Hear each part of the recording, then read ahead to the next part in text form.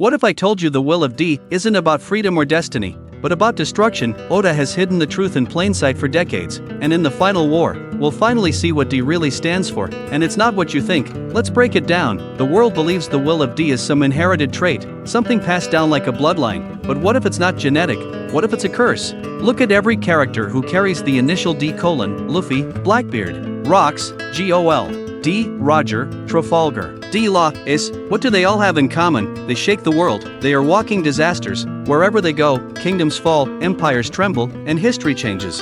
Coincidence? Not at all. Now here's the terrifying part. Every D carrier is either hunted, hated, or feared by the world government. Why? Because they're not just rebels, they're ticking time bombs. Even Imu, the one who rules the entire world from the shadows, has a special interest in them. Remember when he slashed Luffy, Blackbeard, and Shirahoshi's pictures? That wasn't a warning, that was a kill list. Because Imu knows something we don't. The will of D isn't just about shaking the system, it's about ending it. Let's dive deeper. 800 years ago, a war nearly wiped out the world. The ancient kingdom lost, and the world government was born. But what if the ancient kingdom didn't die? What if it planted seeds, living time bombs in the form of those with the will of D? People chose to restart the world, not save it, reset it, and that's why Joy Boy mattered. He wasn't just a hero, he was a symbol of the world before the lie. Now Luffy carries that torch, but he's not the only one. Blackbeard has the same deed, same potential, different heart, because here's the twist, the will of D doesn't guarantee righteousness. It guarantees impact. That's why Luffy brings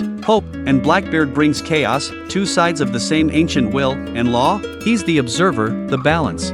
Remember what Corazon said, the D are the enemies of the gods. It's not a metaphor. The celestial dragons, the self-proclaimed gods, they know the truth. They've been hiding it, because if the world learns that the will of D is meant to destroy the system itself, to wipe out the false gods, the world government, and even the balance of the seas, then the revolution begins, and it won't be pretty. So when the final war starts, and the Ds rise, it won't just be about pirates versus marines. It will be about the old world collapsing, and something ancient returning. Maybe that's why Zunisha is waiting, why the world feels like it's holding its breath.